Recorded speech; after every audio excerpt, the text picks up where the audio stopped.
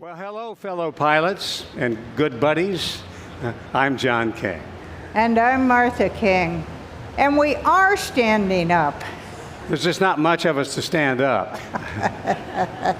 You know, you're here because you share with everybody else in here a passion for flying. It took a lot of effort to get here. You put effort to fly. Everything about this requires a lot of effort. And we share that passion with you. And what a thrill it is to be in this room of extraordinary people. How many people in here are already pilots? Okay, there are a few that are still aspirational, but almost all a room of pilots. You know, John and I have spent a lifetime in aviation, and we, like you, have got a passion about flying and about people who fly. It's a wonderful community, and it's so good to see everybody here in a group, face-to-face in person again. Isn't that a wonderful time?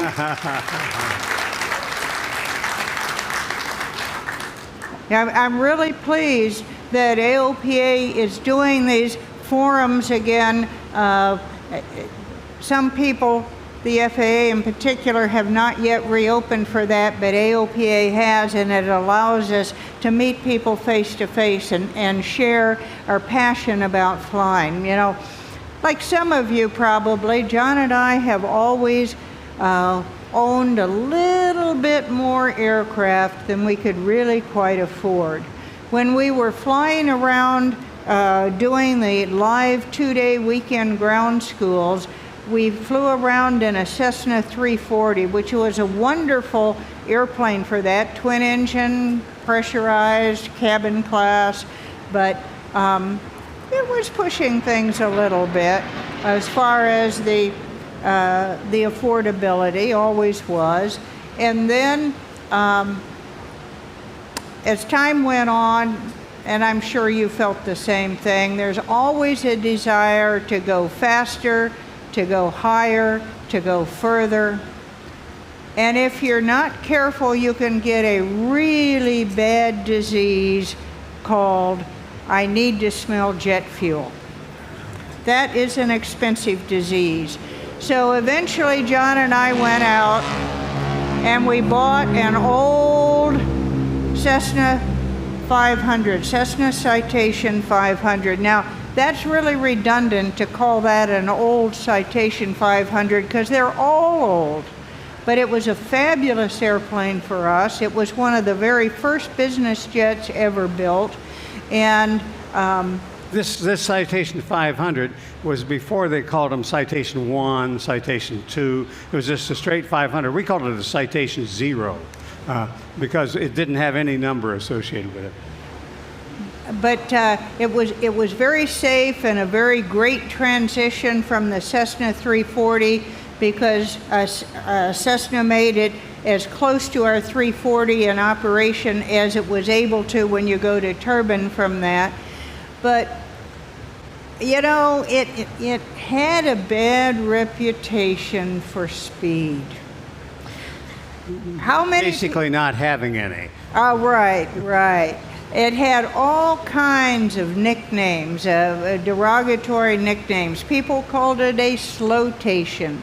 People called it a mutation. Some people called it a crustacean.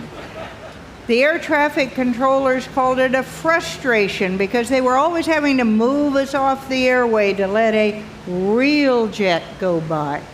And do any of you in here remember the days when Beechcraft used to advertise that the King Air flew at near jet speeds? I see a few of you remember those ads. Well, our Citation was the near jet that they were talking about. In part because it had a very unusual bird strike problem. You know what that bird strike problem was? Got run down from the rear. All these insults, they were awful. Well, for years. We flew that airplane for 10 years and put up with all those insults for 10 years. And finally, we decided that we had the need for speed. And we wanted to go out and get a real jet rather than a near jet. So we went out and bought the airplane we have right now, an old Falcon 10. And that's another case. It's redundant to call it an old Falcon 10 because all Falcon 10s are old. But this Falcon 10 is 150 knots faster than that Citation was. Now, you can imagine that scared the daylights out of our insurance company. The idea of this mom and pop operation out there flying around in this Falcon 10 just said, oh, look, John, Martha, we want you to go out and get type rated in this airplane, but not only do we want you to get type rated in it, we want you to take the full simulator course of training for it. It's 21 days, and we did that, and it was just about the hardest course we ever had in our entire lives. We came out just dripping sweat, exhausted, and we figured, though, we must have done okay, because the instructor got us aside and he said, look, John, Martha, I've got wonderful news for you. And I said, well, that's fabulous. What's that? He says, well, you'll never have to worry about a mid-air collision in this airplane. And I said, that's fantastic. Why not? He says, you're so far behind this airplane, you won't even be involved. He says, you're going to come walking up to the crash site some 15 minutes later going, what happened here? You know, Martha and I have been flying together now since 1969. Is that a correct statement? That is correct. And Martha has... Thank you. And I want to make the significant thing about that is we neither one have significant damage to each other. I want to make it clear. Martha's just a little bit better pilot than I am. Just a little bit better pilot. It's because she knows where she is and what's happening and what's about to happen next. And I'm going along saying, what the hell just happened? So we have a different relationship towards our flying. People tell me, it's still my turn, you know. Oh, is it? Yeah. Okay. People tell me that I'm lucky that Martha will fly with me. And I always say, lucky? What are you talking about, lucky? She wants to fly half the time. It costs us twice as much because of her participation. And she's got an opinion about everything. You know, John likes to think that our relationship exemplifies that old saying that behind every successful man stands a great woman. You got it right, Martha. He doesn't realize the true statement is, in front of every great woman stands some guy without a clue who's blocking her view.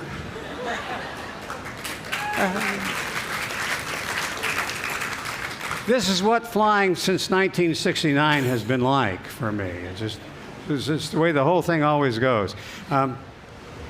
So, you know, as I look across this room, let's see, we're going to here, aren't we? Right. You're moving the notes. You know, situational awareness, John. I'm working on it, Martha. I want to point out, by the way, that this is a room full of abnormal people. And that is one of the greatest compliments I can pay to someone, is to observe they're not normal. Because normal people don't do extraordinary things. And being an airplane owner and pilot, well, those are extraordinary things. And this is a room full of people who do those extraordinary things. And it's fun. And the reason being abnormal is fun is flying uses up everything you have. It takes everything you have. It takes your mental capability, physical capability, emotional capability, motivation, and mostly it takes goal orientation. The reason you are here is you started out to do something and you persisted until you achieved what you set out to do. So this is a room full of people who habitually achieve what they set out to do. You're goal-oriented. And goal-oriented is a wonderful thing in most of life. But we're going to talk about this morning how in aviation it can be a risk factor, and we'll talk about how that can be a risk factor for you. In general aviation, it's very important that we have honest discussions about safety, about aviation safety. It's particularly important to us in general aviation because we do not have all of the systems that airlines have that keep airline pilots and their passengers safe. We're on our own. We've got no dispatcher, we've got generally no second pilot, we've got no operations manual that's been blessed by the FAA. The problem is that we have to do all of that for ourselves. So it's particularly important that we're honest and open when we talk about safety. Now, we like to think that the way you get a safe outcome is you identify the risks and manage those risks. We'll discuss those a little bit more. But let's talk about why it's so important in general aviation. I'm going to ask you a question. And I'd like for you to think about that question. If the answer to that question is yes for you, I would like to have you put up your hand and keep your hand up and look around the room. And here is the question. How many people knew or know someone personally who was killed in a general aviation airplane? If you look around the room, you'll say it's about, maybe more than 3/4 of us know someone personally who was killed in a general aviation airplane. Folks, that's unacceptable. We can and must do better than that, but holy mackerel, what other activity in your life do you know so many people who've gotten killed in that activity? It's not acceptable that we allow that to continue. And we think that we can talk about some things today that will change that so we don't have that happen to us.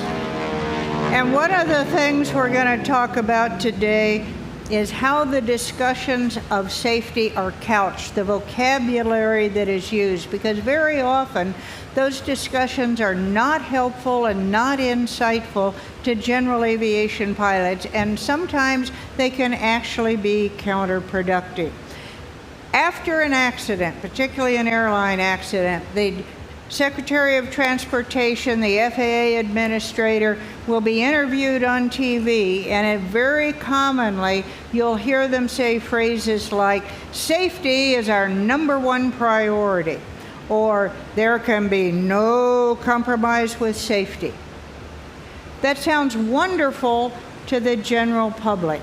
They're very comforting to the general public. The problem is that those assertions are not true and cannot be true. They do tell the public that we're resolved to do better and be better, but they are not and cannot be true. The problem is that anytime you go somewhere, that, as we do in airplanes, that's what they're built for, that confirms that moving the aircraft ranks ahead of safety. It would always be safer to stay put. There's a saying in the marine life that says, "A ship is safest in the harbor," but that's not what ships are built for. The corollary to that for us is an airplane is safest in the hangar, but that's not what airplanes are built for. So what we have to do is figure out how we can use risk management to analyze the potential things that could go wrong so that we can move our aircraft and do it as safely as possible considering the circumstances and what we're doing. The problem is when we say things about safety that aren't and can't be true, it tends to end discussion right there. And everybody's satisfied and we just accept that as a result. For instance, when you say safety is our #1 priority, and if you move an airplane, you've just confirmed safety is not your #1 priority, because it would always be safer to not move the airplane. If you say things like, "There will be no compromise with safety," Well, if you start an engine, you compromise safety. You can't start an engine without compromising safety. So the problem is when you say these intellectually dishonest things, and they're not true and can't be true. And you know they're not, the recipient knows they're not true. That's all you're doing is making an intellectually dishonest statement, and it ends any further useful, helpful thought on the subject. It ends the dialogue on the subject. It ends exploring new ideas. It just stops it right there. And that is not good for safety, and it's a stupid thing to do. And we have been doing it for generations in general aviation. So another problem with a lot of talk we do about safety is the advice pilots give other pilots about safety tends to be preachy, smug, superior. It's demeaning and offensive. For instance, we'll often say that, well, this pilot failed in aeronautical decision making. Well, when you talk about aeronautical decision making, you say you can't make a damn decision. Well, that's demeaning. That's not helpful, and it offers very little guidance. How do I make a good decision? There's no guidance. They're just saying you failed at aeronautical decision making. I don't know how to make a good decision. Tell me how to do it. Another thing they'll say is that you had a failure in judgment. Once again, that's demeaning, it's insulting, and has no guidance. There's, use good judgment. Well, hell, I've been trying to use good judgment my whole life. Look at the situation I'm in now. I'm in a mess because I can't do good judgment. What we really need is good guidance. And the good guidance is, we've talked about 5 hazardous attitudes. Martha says, I have all 5 of them. Except for resignation, one. Right. Resignation he doesn't have. So the problem is, this is demeaning talk. It's talking down to people. And we think that there's a way to do this by building people up and giving them guidance and giving them a sense of direction. None of these things give you any sense of direction. What we need is a sense of direction. So let's talk about a sense of direction, Martha. Okay, risk management is a proactive habit of identifying risks and mitigating them. So the keys are it's proactive and you mitigate risks. So we're not talking about a black and white decision. We're not talking about a go, no-go decision. What we're talking about is figuring out what could go wrong and developing a plan B and a plan C and maybe a plan D, depending on what the circumstances are, figuring out how to mitigate the risks that we identify. What we need to make sure that we do is use clear and honest language that gives positive guidance to us, to our fellows in the aviation community, if we're instructors, to our learning pilots. As John said earlier, safety is the outcome we're looking for, but risk management is how we get there. We often hear people say, well, we have a policy of safety. Well, that means they have a policy of not having an accident, but how do you do that? The way you do that is identify the risks and mitigate them. And that gives you a safe outcome. But the process is risk management. Okay, go ahead, Martha. So, as pilots, what John and these are some acronyms that John and I use that by sharing them with you this morning, we hope that you find them useful and you use them in your flying and pass them on to friends and students.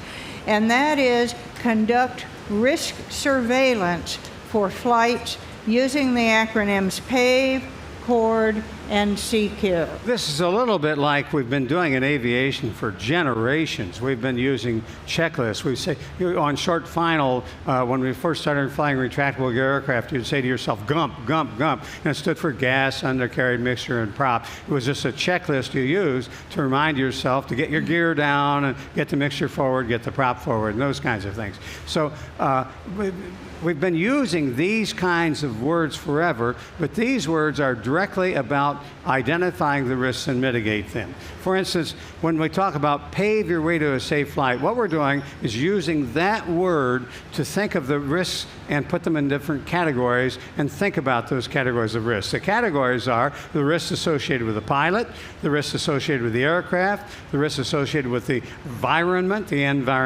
and the risks associated with the external or internal pressures. And we're going to talk about those pressures. They're pressures that we have on ourselves that make us ignore the risks of flight. So, well, let's talk about the... Just a word first. The PAVE checklist, mental checklist, is for use before you ever get in the airplane, before you ever start the drive to the airport. It's for the planning phase of the flight to think in advance about the potential risks in each of these 4 categories, putting the risks in it, and figuring out before you start the flight how you're going to mitigate those so that you have a safe flight. So let's talk about the risks associated with the pilot. First of all, assuming that we are the pilot, the real question you need to ask yourself, is this the right day for this pilot? Is this the right pilot for this trip? In other words, if you're going to fly at night, are you current at night? If you're going to fly under instruments, are you current on instruments? Is this the right pilot to do this? And you need to ask yourself that. And you don't have to cancel the trip. You just make it a different time. You pick different weather conditions. We're a big believer in saying don't frame things go, no go. Because if you framed all your risk management about go, no go, and then you go, you quit managing the risks. You're not doing active, proactive thinking about the risks. So it's not go, no go. In fact, we're going to try and use these checklists to figure out a way to go. But what you have to do is modify how you do it. Well, modify who the pilot is, when you do the flight, and so on. Because if it's the weather is not right for this pilot, then you have to change that. Also, you need to think about when you're the pilot, how you doing physically? How's your body doing? Do you have the FAA recommends the I'm safe checklist. Do you have an illness that could be a problem, like a cold or something that can cause you to be dizzy? Medications can cause you to be dizzy. Stress is a problem. You're not at your best when you're under stress. Alcohol. Fly before 8 and you seal your fate. These 8 hours between bottle and throttle. And then fatigue and food. A lot of times people will work all day, skip dinner and go out to flying somewhere. And so they leave fatigued and hungry. And that's not a good state of mind. Something you can manage. And your emotions are something you can manage. If you just had a huge emotional blow, you're probably not in your best shape as far as flying an aircraft. So the way to work out your emotions is not to go fly an airplane. If you're mad at the world, don't go flying. So in any event, you think about those. And next, the A stands for the aircraft. And once again, you say, is this the right aircraft for what I'm trying to do? Does it have the range that I'm trying to do? Can it carry the load? Is it instrument equipped? Is it nighttime equipped? Is it the right aircraft for what I'm asking this airplane to do? And sometimes, if you look at it and it looks like it's not, you can fix that by picking a different route, making a fuel stop, that you, instead of pushing the airplane on range, things like that, to make it a go rather than don't go. Does the aircraft have altitude capability? If you're trying to fly over mountains, maybe you go around the mountains. Just try and figure out how you can change the risks so that you can manage these risks with this aircraft. The V stands for the environment. It's nighttime, daytime, instrument conditions, weather, icing. Last night was not the great time to go, so you go at a different time. You pick it this morning, it looks entirely different than it did at 10 or 11 o'clock last night. So you just simply adjust how you do the trip to manage those risks. So what else should I put in the environment? That sounds pretty good. All right. And finally, the external or internal pressures. What happens is the pilot puts themselves in a situation where they're unwilling to give up on a trip. One of those pressures that we talk about that pilots have is you are hardwired to complete what you set out to do. So when you set out on something and the weather gets in your way, if you get low on fuel, you tend to deny those things happen. You deny the risks and just keep right on going. So what we're saying is don't let the pressures that are built into you make you ignore the risks. If you're a goal-oriented person and admitting the risks makes you stop, and you go, well, no, I don't. How about fuel gauges? Are fuel gauges a problem? Well, they can be. They can be. Why don't you tell us about it? All right. How many people in here believe that general aviation fuel gauges are absolutely reliable and accurate? John, I don't have any takers on that. Fancy that. Normally, people take that as a joke line, you know. It is. How many people in here remember when, by regulation, is the only time those fuel gauges are required to be accurate? When the tanks are empty. That's not very helpful, is it? Isn't that handy? They're accurate when they're empty. So we don't want to depend on something like that and let our own internal pressures keep pushing us along to go and looking at those fuel gauges and saying, they're going to be okay. Now, this PAVE checklist is great for when we're preparing for the flight, thinking through the conditions that we want to try and mitigate. Before takeoff, you can strike the right chord to manage the risks of takeoff. And chord stands for conditions, hazards, operational changes. The first R is runway required and available, and the second one is return, and the D is departure.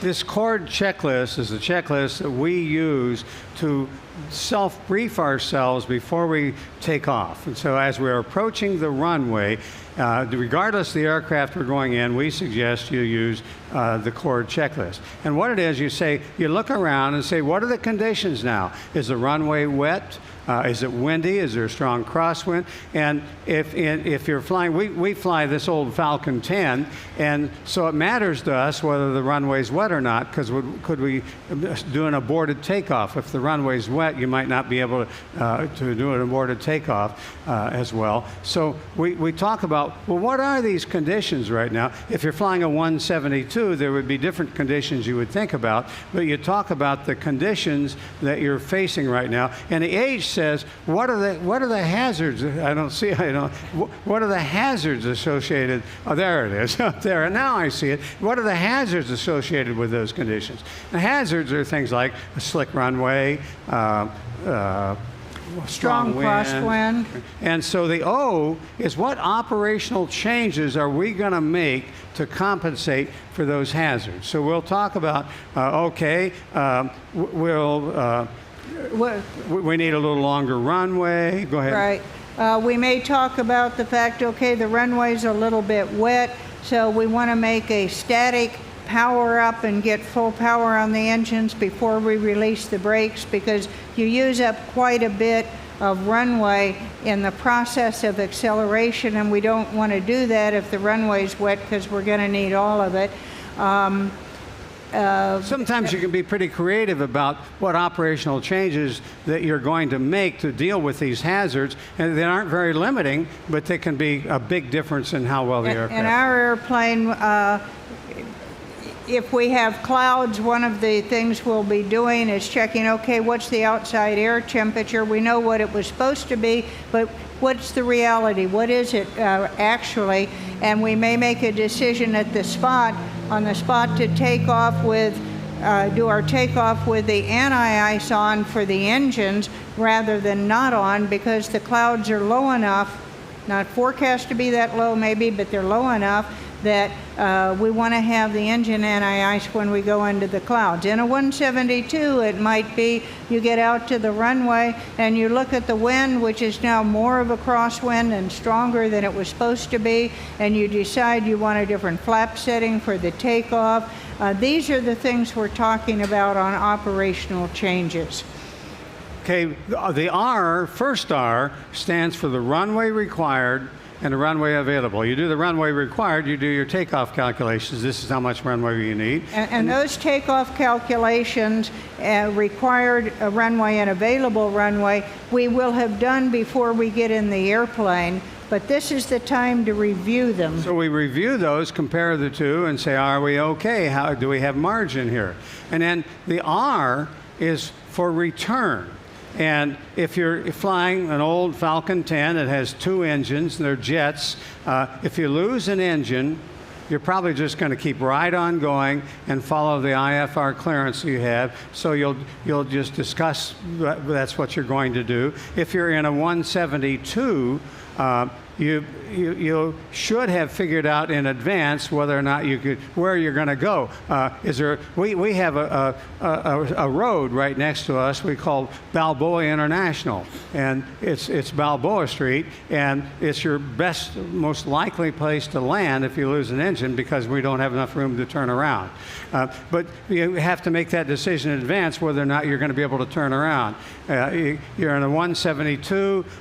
You might try and see what your glide ratio is, how many feet you go forward for each foot you go down, and how about in a 30, 40 degree bank, what bank would be the best bank? Can I make it around to the runway or a parallel runway? How high do I have to be in order to safely make it around? You want to know that before you attempt it, because the deal is that if you attempt to turn around and you stall the aircraft, the odds of surviving a loss of control accident under those circumstances are just about 0. So you don't want to put yourself in that situation. So what you really want to do is figure it out in advance and have some margin, or else figure out where you're going to go. You can look at ForeFlight right now, and they have pictures of the airport from the air. You have an aerial picture of the airport, and you can pick where you might want to go while you're in your den before you go out to the airport. But you want to have that figured out in advance,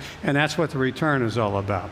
And so if you're in a 172 or any other single-engine airplane, you want to figure out what you're going to do and where you're going to go and have that figured out. And then you'll discuss it or you'll think about it if you're at the runway. And finally, the departure is if you don't have a problem, what are you going to do? In our case, we're going out IFR. We just need to know what's our heading and what altitude are we climbing to, and we brief that before we go. So this is we call it our chord briefing. We do that briefing before we take off. If you're in a 172, you do the same self-briefing before you take off, and you work your way through it. And it'll be a lifesaver. If you lose an engine and you haven't thought through where you're going today in a single-engine airplane, you're not in a very good situation about making a decision.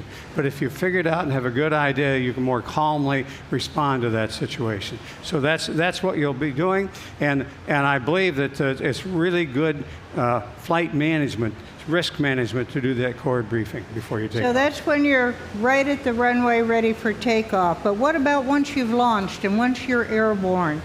Well, once you're airborne, you can take care to manage risk. And care stands for, there's 2 C's in it. First of all, changes. What changes are happening. And the care is consequences, alternatives, reality, and again, the external and internal pressures. When you're flying en route, your primary focus is always control of the aircraft, but we spoke out to those 4 components of the care attention scan: consequences, alternatives, reality, and external pressures. And which ones we spoke out to in our mind and how often depends on what's going on, what the phase of flight is, what the weather is, and so on. Now, the reason you need to do this C-Care checklist is you did an analysis of the risks in advance called the PAVE checklist. The deal is, as soon as you get airborne, all of that changes. because flying an airplane is about moving the airplane over terrain. So you're flying the airplane to change your location. You're flying the airplane to change things. So as soon as you get airborne, the pilot becomes more fatigued.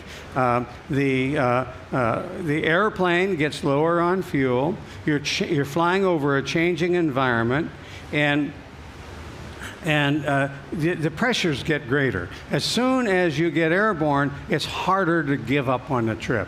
So the external pressures increase the longer the trip goes. It's harder to make yourself give up on it. So all of the things you planned when you did PAVE are now changing. That's the nature of flying. It's about change. It's the nature of it. Now, the thing to do is to think through the consequences of those changes. So let's assume that you get airborne. I'm going to ask you a question. Let's assume you get airborne, and you look over at the GPS and you say, son of a gun, look at this. We're 20 knots slower than we thought we were going to be. Now, if you're 20 knots slower than you thought you were going to be, I'm going to ask you what's likely the cause of that. The wind. The wind is different than you thought it was going to be. Well, let's think through the consequences. And when I suggest you think through the consequences, think through several levels. First of all, if you're going to be slower, that means you're going to get in there later. You're going to get in there with a pilot who's more fatigued. You're going to get in there lower on fuel. And you're going to get in there under more pressure because you're probably there, you're trying to make a commitment. You're going to meet someone there, you're going to be there at a certain time, you've got to trying to accomplish something within a certain time. So all of the pressures are greater on you. And that is just the first level of the consequences. Let's think the consequences down another layer. First of all, if the wind is different, well, the wind is determined by pressure patterns in fronts, so the whole pressure patterns in fronts will all be different if the wind is different, and likely the weather when you arrive is going to be worse than you planned on it to be. So now you got all of these things, an airplane is slower on fuel, pilot is more fatigued, you're late, you're under pressure. Now you got changing weather to throw that into, probably worse weather as luck would have it. So when you think about the consequences, there are a lot of consequences. Now, the A stands for alternatives. What you want to do is think about the changes all of these things are doing on your alternatives. The most important consideration in all of flying is always have an alternative. Now, when you took off to begin with, you had a circle of alternatives equal to the amount of fuel you had plus reserves in all directions around the aircraft. Now, as you fly along, that circle of alternatives gets smaller and smaller and smaller until at the end of the trip, your circle of alternatives is only equal to your reserve fuel in all directions. Now, if you have this happening to you and all of these changes and all of these consequences, it becomes a no-brainer to simply stop en route and re-expand your circle of alternatives to the entire length of the trip remaining plus reserves. Now you got this huge circle of alternatives again. Well, maintaining those alternatives, once again, is the most important consideration in all of aviation. So you want to think about what happened to your alternatives when all of these changes took place. Now, the R stands for reality. And it means deal with things as they really are, not as you planned them to be. Now, let me ask you a question. Why would you have the airplane getting lower on fuel and the weather changing? Why would the pilot deny those things? What would make a pilot act as if those things hadn't happened? They keep right on going. Why would they do that? Because they're goal-oriented. They don't want to have to give up on a goal. You said you were going to get there at a certain time. In fact, you set yourself up somebody waiting at the airport. And now, excuse me, all of these things happen and you deny them. So the last E has to do with the R in a sense, because the E is, well, first of all, the rule in flying, the RR, when things change your plan. So don't let the external pressures that are on you make you deny the reality. So I'd like to ask him a question here, if you I'll don't bet you mind. would. Go right ahead. Okay, so here's a question for you. What is the biggest cause of cross-country fatalities? Throw something out at me. The biggest cause of cross-country fatalities. Shout it out. It is. That's what she was looking for. That's VFR into IMC. It is continued VFR flight into worsening weather conditions that ends up IMC with the aircraft in IMC while still trying to fly VFR. That is a case of not dealing with reality. So, does anyone believe that somebody would take off and deliberately fly in weather that they know is going to kill them? Of course not. What happens to us as pilots, goal-oriented people, is we take off on a flight, and as John said, things change. The weather gets worse, and it gets worse, and we deny reality. And the reason we deny reality is we are goal-oriented and we are spring-loaded to complete what we set out to do. So when things change, change your plan and do not let those external and internal pressures make you ignore risks that otherwise you'd say, hey, that's bad news, that's not good stuff to do. If you're looking for a sure way to kill yourself in an aircraft, one way to do it is continued VFR flying in IMC conditions while trying to look out the window.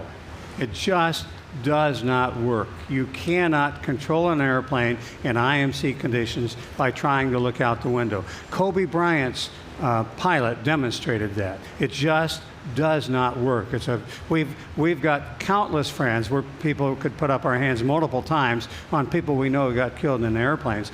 And probably the most reliable way to kill yourself is continued VFR flying in IMC by looking out the window. It just can't be done. So while goal orientation is fabulous in almost all of our lives, after all, that's how we got to become pilots, because we set a goal and we worked at it and we persisted.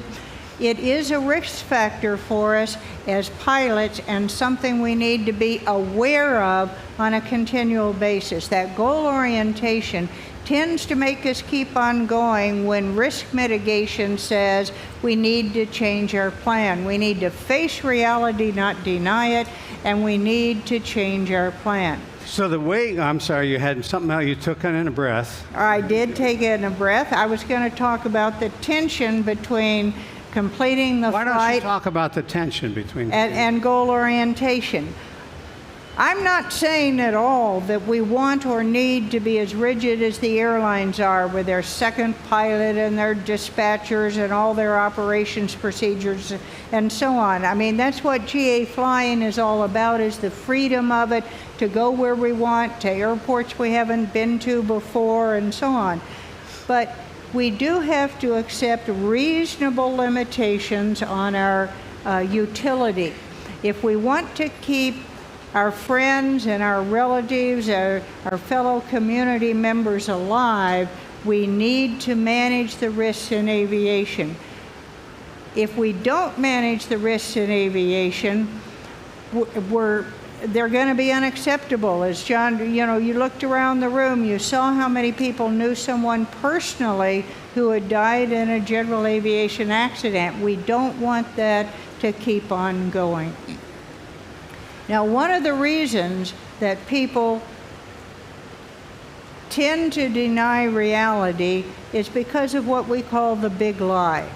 And the big lie is something that you have told long enough and often enough that you believe it yourself.